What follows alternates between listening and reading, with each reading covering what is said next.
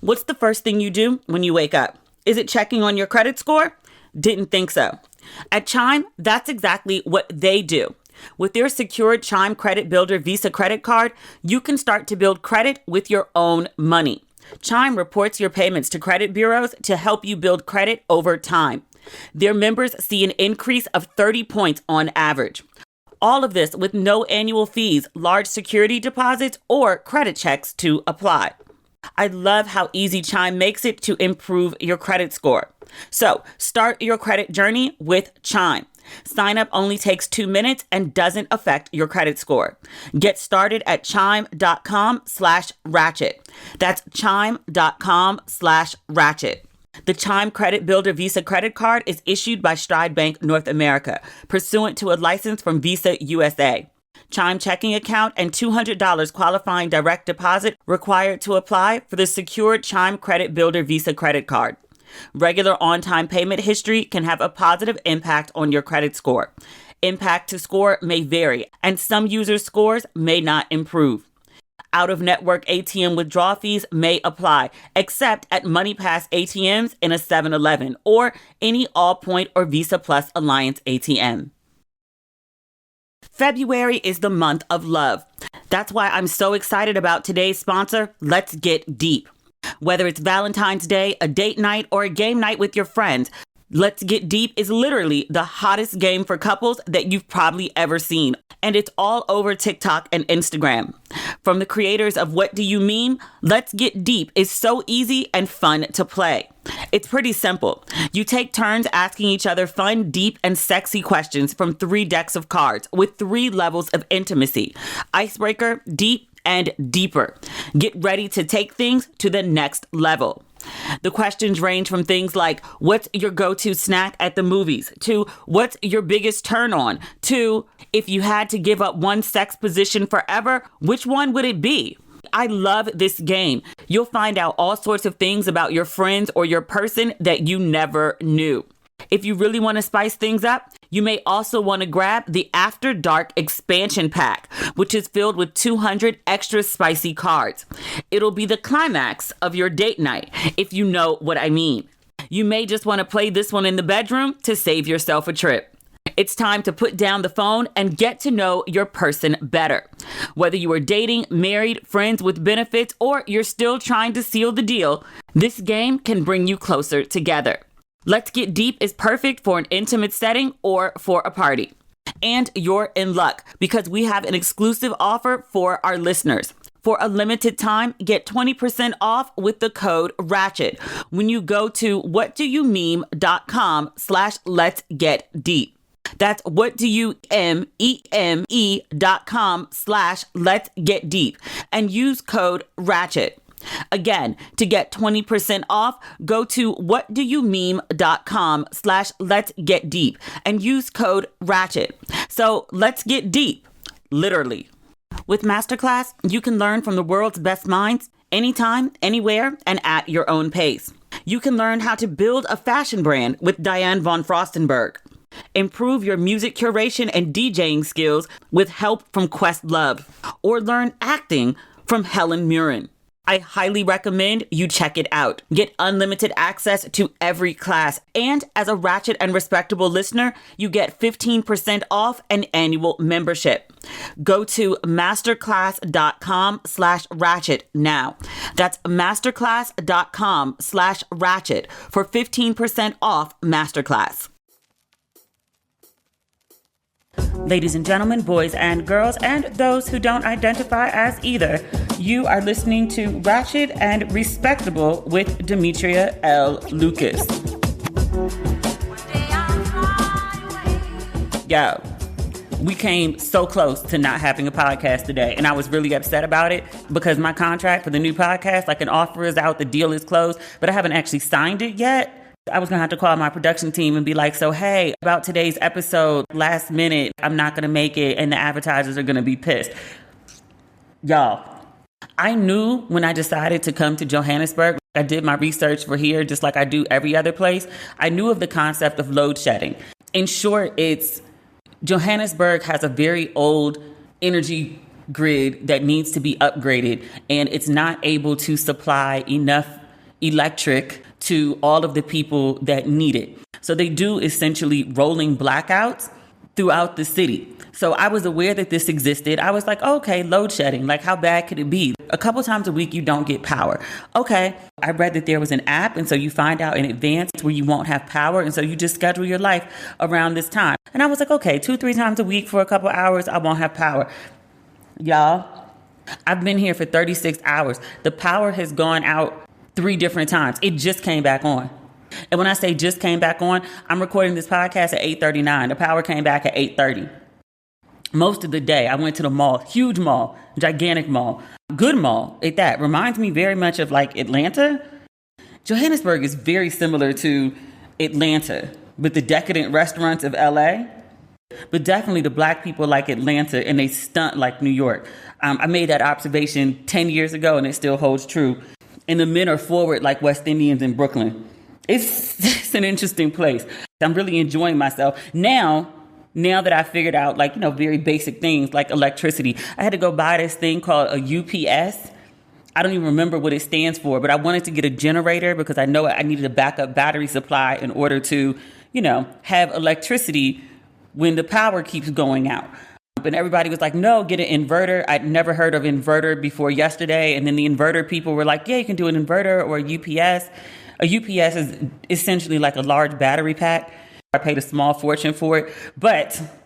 And I came over here with all of, my converters that I plug into the wall. I was just going to, stick my laptop charger in the adapter. My laptop was like, nope. It did some shit where like just the light kept blinking green. And I was like, what the fuck does that mean? It was like charging for half a second and then not. And then charging for a half a second and then not. And the thing that it was plugged into was making this cackling noise. And I was like, oh no, I'm about to fuck up my laptop. So couldn't charge my laptop all day yesterday or today. And I was like, yo, I really did my research. I really did think I planned this out and apparently not.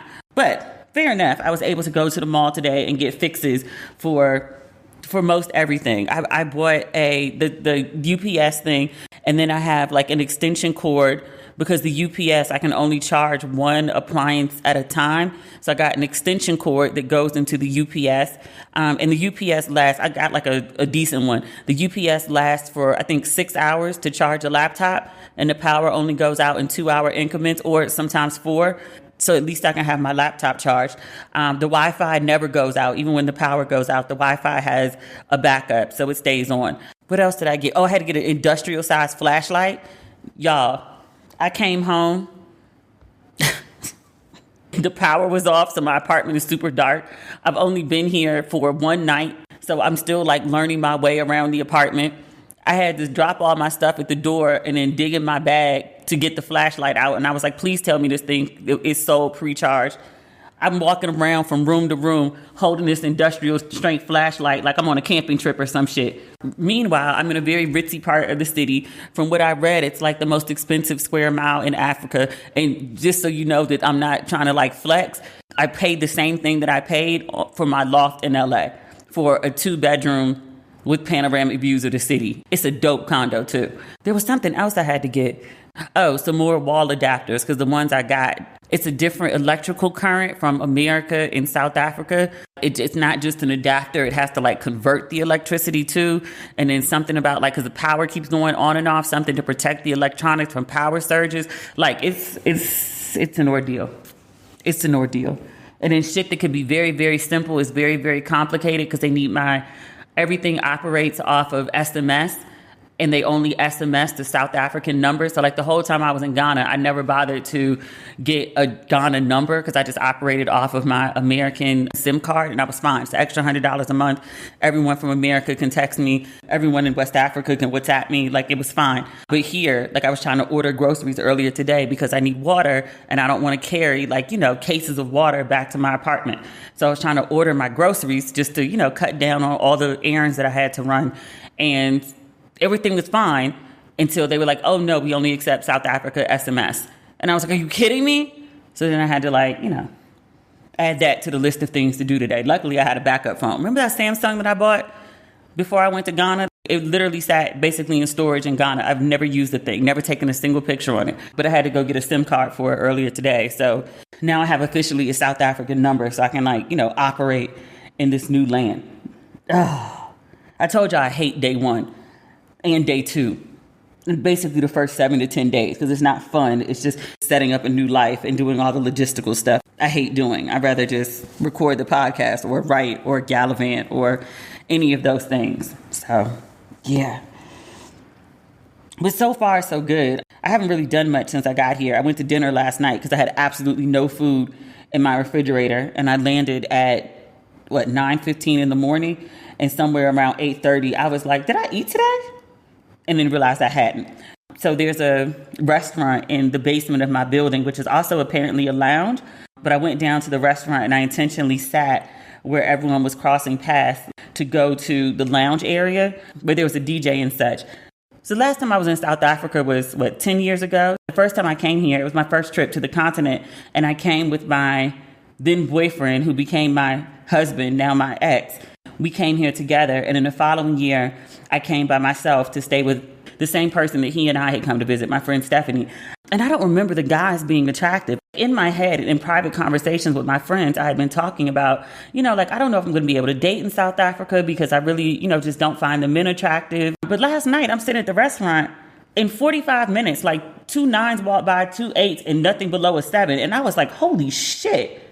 I must have been deep in love with that mofo, to the point that I wasn't even noticing the men were attractive. That shit's crazy. Because last night I was like, damn. I'm sitting there drinking my wine, trying to be easy. But also sitting where I could see everyone and everyone could see me. Yeah.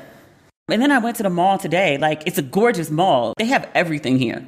But everything in the sense that it's not what we have at home. It's different shit, but equally it's dope. And everyone kind of dresses their asses off here too. Speaking of asses, I thought the asses in Ghana were big. These women, teeny, tiny waists. These gigantic asses. Now, some of them might be bought. But if they did, they bought the thighs to match. I was like, who knew? I mean, I guess everybody that is from South Africa or has lived in South Africa or has, visited South Africa in the last 10 years. But, that is the point. Okay, moving along. Now that I got the electricity thing, I think, under control, we're going to see what happens the next time the lights go off. I think they go off 3 times tomorrow. My hostess was like, oh, yeah, the lights don't usually go off. The electricity usually doesn't go off on the weekend. And I was like, lies you tell, because I'm looking at the app. 2 to 4 a.m. Again, I think 4 to 6:30. I was like, y'all killing me right now. Y'all killing me. I'm walking around the house in a goddamn flashlight like I'm on a goddamn camping trip. I said I wanted to see Johannesburg. I said I wanted to come here. I said I would take what comes. I want to be here for 90 days and experience the culture. This is part of the culture. This is what I signed up for. But Lord, I haven't been able to catch up on a lot of news. In order to get to South Africa, I took a 7-hour flight to Paris. I had a 13-hour layover in Paris and then got on an 11-hour flight to Johannesburg. Didn't run around all day yesterday. I had big plans to run around, but was trying to sort my life out and then ended up climbing into bed at 3 o'clock, 4 o'clock, because I was exhausted from traveling and gallivanting around Paris. So I didn't get much done yesterday. And then I had a late start today and had to run errands to, get electricity and shit. I haven't been up to date on news. I will tell you this. I did get my Bay tickets for Paris, and it wasn't a mortgage payment for them. I saw somebody who was posting online. He said he was bragging, really, that he paid $4,000 for Bay tickets. Me and my friends were up. It was 4 o'clock my time. I'm trying to coordinate with, I'm in Johannesburg. One of the other travelers is in Ghana, and then another one is in New Jersey. So I very much could have been up. What is this? Researching for today's podcast, but I was being trifling and trying to get these damn Bay tickets, and did. I have been staying abreast of a couple things, though. Remember last episode, or maybe it was one before it, maybe it was last episode, we were talking about the Grammys, and Viola Davis officially became an EGOT because she got a Grammy, obviously, for her audiobook. I thought it was important to mention that there are only 3 Black women who are EGOTs. It was Whoopi Goldberg just out there on her own, alone, forever and a day. And then Jennifer Hudson got one, I think sometime last year, because I remember talking about it. She was a producer for a play that got a Tony. And so that's how she got her official EGOT status. And then Viola Davis obviously got one the other night. So it's just 3 women. And it's not a whole bunch of people. I think maybe it's 10, 12 people that are EGOT status. So 3 of them to be Black women, that's very, very, very good. Very good, as our friend Tabitha would say. In good black news, we need to talk about Notori Naughton. She and her husband appeared in People. She's super preggo. They got married. I want to say it was last year. It hasn't been so long ago, but maybe like a year and change. But she and her husband have announced that they have a baby on the way. Beautiful, beautiful bump pictures. She's super preggo. She looks like, I would say like 7-8 months. You've been hiding a bump all this time. I know you don't owe us shit. I know you ain't got to tell us nothing. I'm not mad at it. I told y'all if I ever got married again and had a baby, I wouldn't say shit ever. I'd pull a whole Kerry Washington, use context clues to figure out what's going on. But me address it, never. But congratulations to Notori Naughton. She's a sweetheart. She and her mama. Many years ago, we worked on a campaign together. Was it Oraquit? It was the at-home HIV testing. You know how once you meet somebody, you keep running into them like over and over and over? Once we did that project together, like every time I would go to an event, I would run into her. And then she was there with her mom one time. Her mom gave me really kind words of encouragement and advice when I really needed it. I really wasn't in a good place. And her mom did some black mama shit and spoke into me. Make sure somebody's child wasn't out here in the world feeling halfway and feeling defeated. I appreciate the family for that. Oh, Dee Barnes. Remember on the Grammy episode, I had things to say about Dr. Dre? Not so much for receiving an award, but for a whole award being named after him. And I specifically said, like, yo, I wonder how Dee Barnes feels about that. Like, this man, like, you know, is publicly known for beating your ass. Everyone knows it happened. And then largely, you know, people act like it didn't. And I think it happened in 1990. I was on my friend's page the other day, L. Michael Gibson. I have to keep talking about him because I'd be on his page 24/7. But there was a conversation on his page, and a couple people in the comment section were like, hey, like, I get it. Like, this horrible thing happened to you, but it happened in 1990. It's been 30 years. You're trying to punish a man for something that he did when he was in his 20s. It was 30 years ago. He was an abuser, but is he still an abuser? And I was like, I would like to take this opportunity to point out that multiple women, at least 4, have accused Dr. Dre of beating their ass. The first to our public knowledge was Dee Barnes, which, have you ever read her story of what happened? He bashed her head into a wall. It wasn't like he got upset with an interview and he, like, you know, pushed her, even to say like he singularly slapped her. And not to say that that's okay. I'm not trying to justify that, but I make a distinction between someone just loses it for a second and is immediately regretful versus someone does some crazy shit. Like, he beat her. Like, it was a prolonged beating. For sure, that wasn't the first woman that he hit. Miss Chalet has also accused him of beating her. There was another woman, she's listed in this Rolling Stone article that I'm about to read to you from, because Dee Barnes did an interview with Rolling Stone after the Grammy because, you know, she wanted to share her thoughts on Dr. Dre. His ex-wife, they were married for 25 years. She also accuses him of beating her ass. So I just want to be clear when we talk about what he did or what he does. It's not like this singular event that happened back in the 90s. There's a pattern of this over a 30-year period, which also makes me want to ask, how badly do you have to beat a woman or beat women in order for people to be like, hey, enough is enough. We can't support you. We can't stand by this. Because the number's not 4. Is it 5? Is it 6? Is it 7? Just let me know what the number is. How many women does a man have to beat before people are like, you know what? We're not going to name an award after you. We're not going to publicly celebrate you because you do something that is morally offensive, or we're just going to acknowledge at some point that beating a woman doesn't really offend morals, which shouldn't be surprising because peeing on a child, R. Kelly, didn't offend morals. People saw that on video and was still like, you know, step in the name of love. Self-included. It was a different time. I'm not proud of that. I watched the video of R. Kelly peeing on a child and then bought Chocolate Factory, 2 weeks later? Tops. Wasn't even a month. Had to search to buy it because it was sold out. This is when people were still buying CDs. It was sold out New York City wide. I had to wait for the second shipment to come in to buy Chocolate Factory. So it was a lot of people that didn't give a fuck. I thought we maybe move forward as a society. Perhaps not. But Dee Barnes, she spoke to Rolling Stone. She had much to say. Correction, I said that incident took place in 1990. It actually took place January 27th, 1991. I just want to be accurate. The Rolling Stones also goes into detail about what happened with Dr. Dre and Dee Barnes. She, to this day, still has migraines, which she says is because of that incident. She says she gets a pulsing sensation in the exact spot where Dr. Dre slammed her head into a wall. So again, for the people who are like, you know, it's been 30 years, like, move on, get over it. She can't. She still has residual effects from that incident. So Dee Barnes did know in advance that Dr. Dre would be honored with an Impact Award, but she said she was, quote, shocked when she learned that the award was going to be named after him. She said, quote, I had no idea that this other thing, the naming of the award, was coming at all. So she talked to Rolling Stone.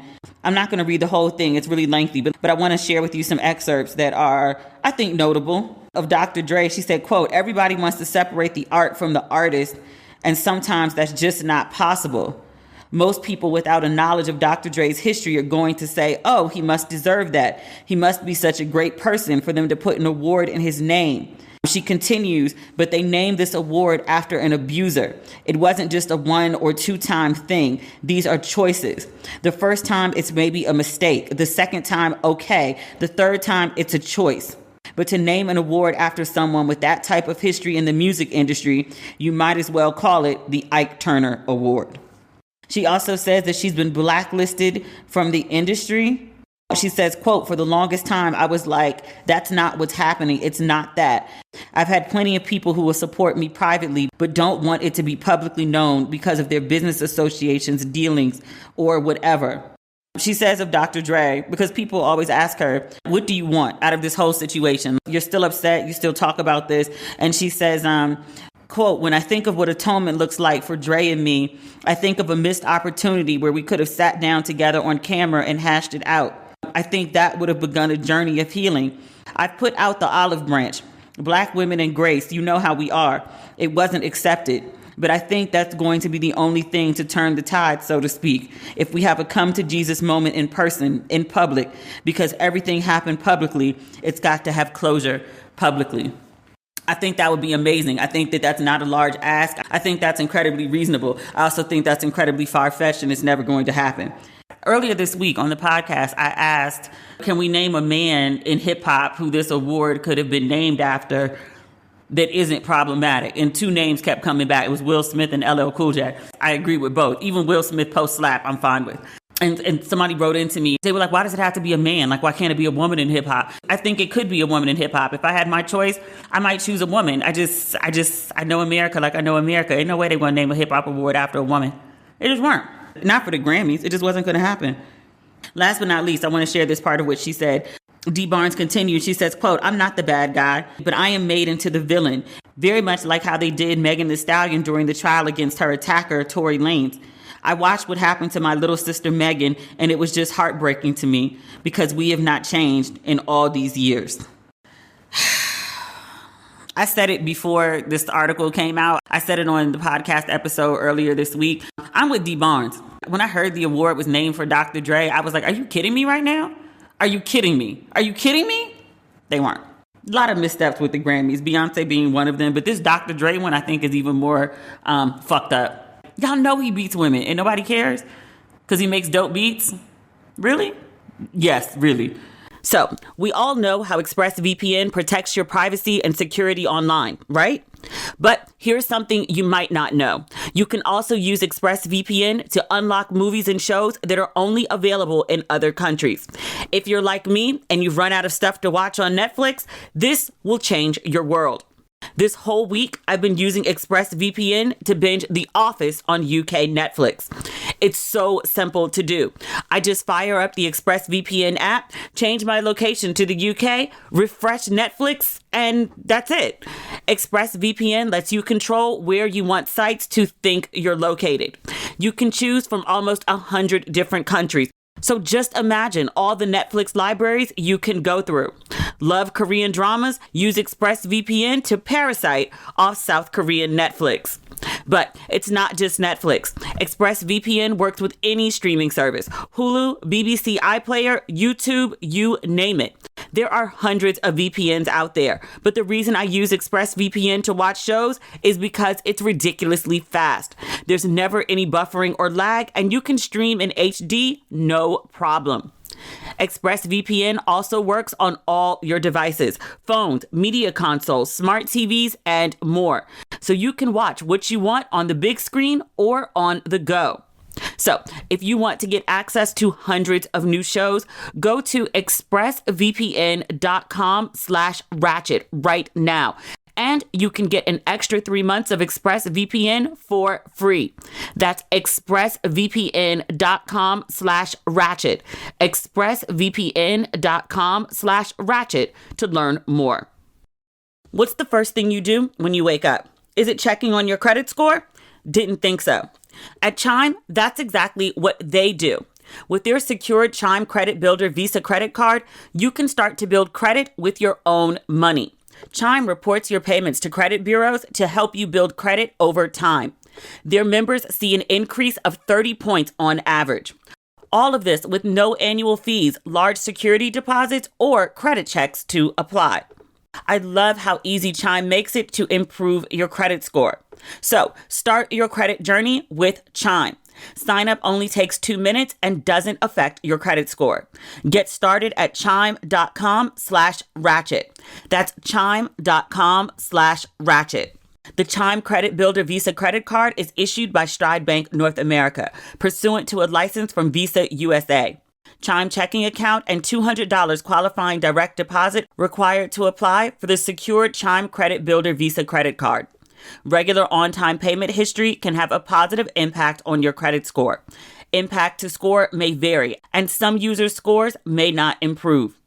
Out-of-network ATM withdrawal fees may apply, except at MoneyPass ATMs in a 7-Eleven or any Allpoint or Visa Plus Alliance ATM.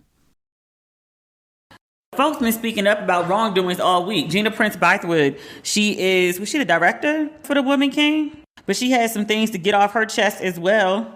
Woman King director, she talked to the Hollywood Reporter about the Oscars shutout of the Woman King. She said, quote, "This award season was an eye-opener." So I know that there have been a lot of conversations about Beyonce and how she didn't get Album of the Year for Renaissance. A lot of people said, yes, this is fucked up. And a lot of other people said, yeah, but, focus on what she did get. It's like she has more Grammys than anybody. And, she's selling out world tours and she's made all this money, and put some respect on her name, even though she's never won Album of the Year. And Gina Prince Bythewood did this, I think, pretty amazing interview with the Hollywood Reporter. And she breaks down why these wins in these particular categories matter. It's not just as simple as, oh, well, it made a bunch of money and critics liked it and audience liked it, and so, that should be good enough. And she was like, no, there's real financial and power ramifications based on the awards and recognition that you receive from, in her case, the Oscars, in Beyonce's case, the Grammys. She begins the article like this. She says, quote, "I'm currently a producer on a project, and the executives were adamant that the director we choose be a Black Oscar-winning director." And she says, "While that sounds great, who would that be? In the 95-year history of the Academy Awards, no Black filmmaker has ever won Best Director. No Black woman has ever been nominated." She goes on to say that the Academy made a very loud statement, and she said, "For me to stay quiet is to accept that statement." So that's why she's doing this interview. She clarifies, she says, quote, "The Woman King wasn't snubbed. A snub is if it missed out on a category or two. This film was not nominated for one single craft. Not one single extraordinary performance was recognized.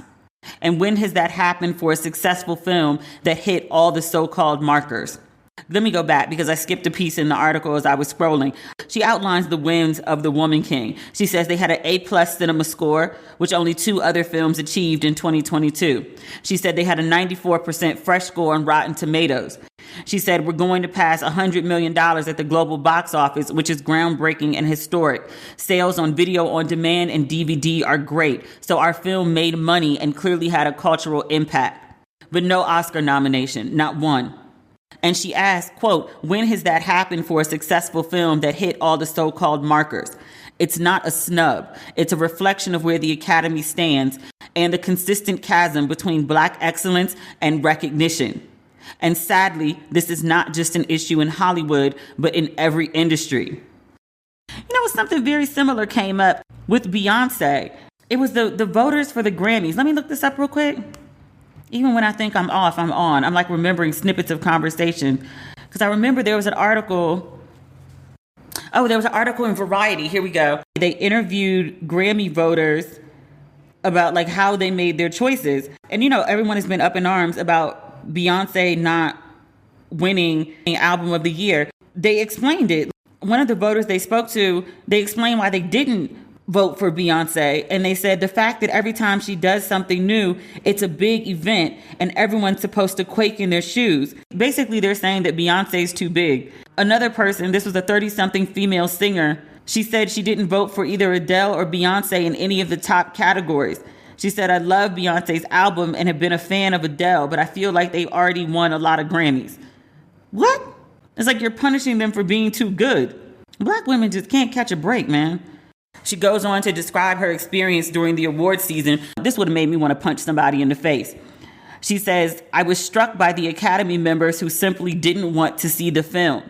People thought it was a compliment at some of our screenings to tell me that they had to be dragged there because they didn't think it was a film for them. Or they spoke of contemporaries who couldn't be convinced to come with them and being so surprised by how much they loved the film.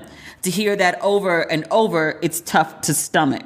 She goes on to say, I don't approach any film like that. She said, I saw Everything Everywhere All at Once and Top Gun Maverick because I heard they were really good. She said, when you hear that, you go to the movie or you look at the trailer and say, I want to see that. That looks good to me. She said, we Black women do not get that same grace. So the question we need to ask is, why is it so hard to relate to the work of your Black peers? What is this inability of Academy voters to see Black women and their humanity and their heroism as relatable to themselves? This is the last thing I want to read from Gina Prince Bythewood. She talks about the importance of having an Academy Award and what difference it makes. And she says, quote, having an Academy Award or any of these Guild Awards on their resumes, the next time they go up for a job, they don't have to fight. But when we're not afforded this type of recognition, so many have to start back at square one. Okay, I lied. Because I think this applies not just to Black filmmakers, but to Black people in any industry across the board. Bythewood says, people ask, why do you care about awards? Why do you care about validation from a white organization? And she said, and that's the thing. The Academy and the Guild should not be thought of as white institutions. They're supposed to be made up of our peers. They're not. They don't represent the whole filmmaking community. But what awards give you is currency. They impact your standing. They impact the box office. They impact the steps you take in this industry. They impact who gets final cut. She says it's a difficult thing to know for every Black filmmaker and definitely every Black female filmmaker that your work is not valued in the same way. This is a systemic American problem, which is why this felt so insidious and large. It's tough to enter something that's supposed to be judged on merit, but it isn't a meritocracy. I want our industry to be better. What does for your consideration mean when you don't press play? I felt really bad about the Woman King. And I didn't even think about this. When I was in Paris, there were advertisements for Till in the train stations all over Paris. The movie about Emmett Till for Paris. And I didn't see Till because I can't watch certain kinds of content. Like it's too emotional for me. But everyone ranted and raved about how good Till was. For the people who saw Till, like was it in Oscar conversation? Because I feel like that was a big movie that usually would have had some sort of Oscar buzz, something. But I don't recall it being nominated for anything. I could be wrong, but I don't feel like it got any love during award season. Being Black is so fun, but being Black is also an incredible burden sometimes.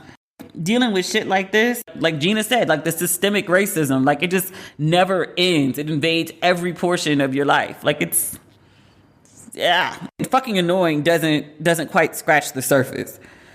Support from today's episode comes from Jenni Kayne. With Valentine's Day around the corner, it's time to treat yourself to a Jenni Kayne luxury. What better way to show self-love than with classic, comfortable, and California-inspired clothes? From the cashmere knit sweater you're obsessed with to the incredibly comfortable slippers you never want to take off. With elevated everyday basics and wardrobe essentials, getting dressed and keeping cozy is easier than ever before. When it comes to investing in a uniform that'll last, we choose Jenni Kayne. For a limited time, our listeners get 15% off their entire order.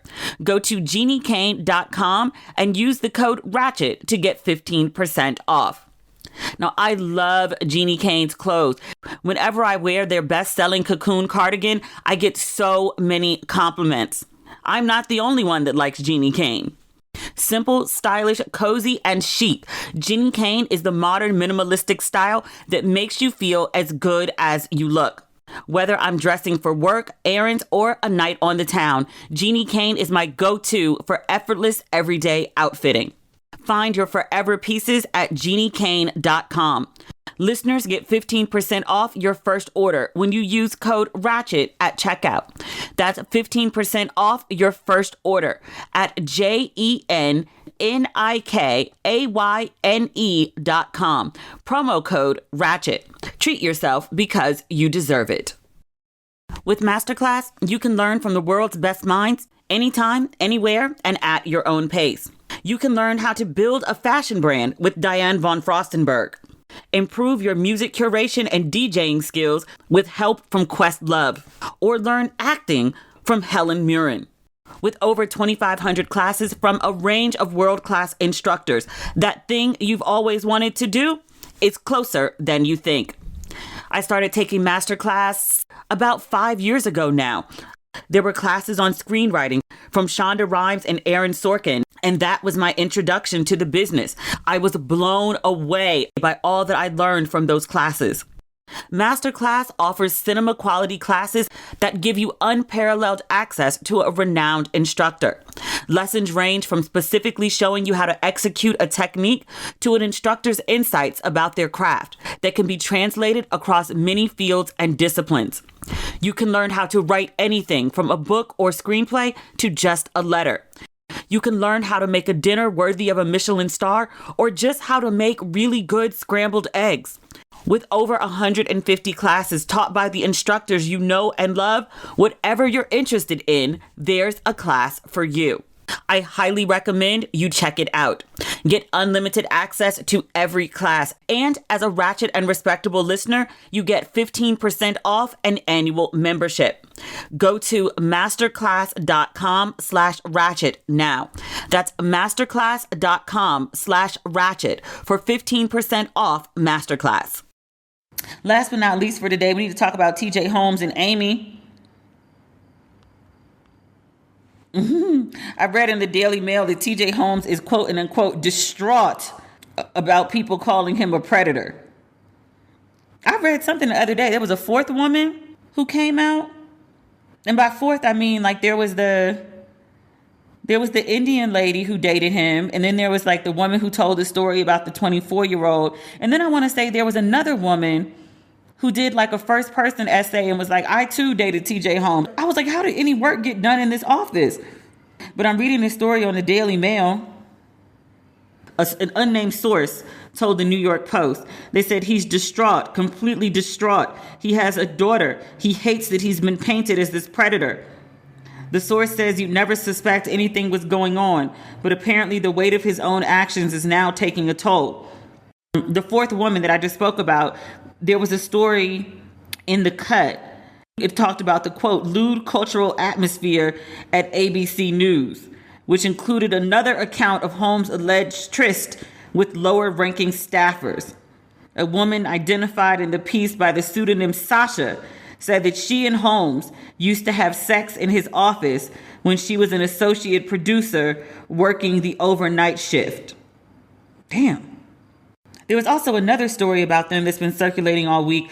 You know, they got let go from GMA. Apparently, Amy got a bigger payout than he did. I mean, she's been part of ABC longer than him, so that kind of makes sense to me. She's been there 2 years longer than TJ and had a higher profile within. This is the Daily Mail's reasoning for why she got more money. She joined ABC in 2012, and Holmes came aboard in 2014. She also appeared on 2020 in addition to her GMA co-hosting duties. They were paid to go away. The New York Post speculated they were probably only paid the remainder of their contracts. If I remember, I want to say TJ was getting like $1 million or $2 million and Amy was getting $3 million. I think that's what I read. And the New York Post also guesses they potentially got a little more than that to sign NDAs. This article doesn't say anything about Amy looking for a job. It says TJ is looking for a job. I think I read somewhere else. They were speculating that they might end up where Chris Cuomo is. I know Chris Cuomo's back on the air, but I ain't paid no attention to him. He did an interview with Kanye West when Kanye was like at the height of his meltdown. And I was like, this is beneath you. Like, this man isn't well. Why are you interviewing him? But I haven't heard anything about Chris Cuomo. Is it News Nation? But they were talking about TJ and Amy might find a home over there. Apparently, they take all the people that get fired from the bigger networks. I mean, if you need a check, bills are due. I hope this is the end of the TJ Amy saga. I'm really just not that interested anymore. I would like to hear more about TJ and his wife. I'd like to hear much about that divorce settlement. I want to know what that's going to look like. Because you done fucked this woman over. She's a lawyer, too. You done fucked this woman over, publicly embarrassed her. And I was like, if you don't get some alimony, some child support, and some something for some pain and suffering. New York doesn't base anything in divorce on who cheated. It's really a non-factor in New York divorces. But, given the way that this man has publicly embarrassed her, I was like, please have a good attorney who's trying to get you some pain and suffering, some something. I want that woman to get paid for this bullshit. He was up at work using his office as real life Tinder. Like, sir, you can't fuck everybody at your job. Like, what are you doing? What he did? Oh, TJ. All right, that's the episode for this week. I'll be back in full form on Tuesday. I just got to get my life together. Having electricity helps. If I could actually get some food in this mofo. Somebody asked me the other day, they were like, well, how do you keep food, safe and good if the power goes out, for 2 hours, 2 and 3 times a day? Apparently, according to the CDC, because I had to research this shit, because I was like, do I need to even bother having food in the house? Apparently, if you leave the refrigerator door closed and don't let the cold air out, then the food stays good for up to 4 hours. After that, it gets a little sketchy. I was putting stuff in my shopping cart today, and I was like, so no mayonnaise. Put seafood in the freezer. Somebody else told me, too. They were like, buy a bunch of water to stock up your refrigerator, because if the refrigerator is empty, it gets hotter faster. But if there's a whole bunch of stuff in it, it stays colder longer. I was like, sure, I'll buy a ton of water. It's cheap. I'll stock up the fridge, the freezer with a ton of water. You ever need anything to drink? Come to my house. I'll have water, if nothing else. Need to order some wine too. South Africa has amazing wine for cheap. Because it's right there. That's not the point. The point is, that's it for today's episode. I'll be back next week. Well rested, God willing, and fully charged, and fully informed. Thank you for your patience while I, go continent hopping and whatnot. We'll be back for a regular episode next week. All right, talk soon. Bye.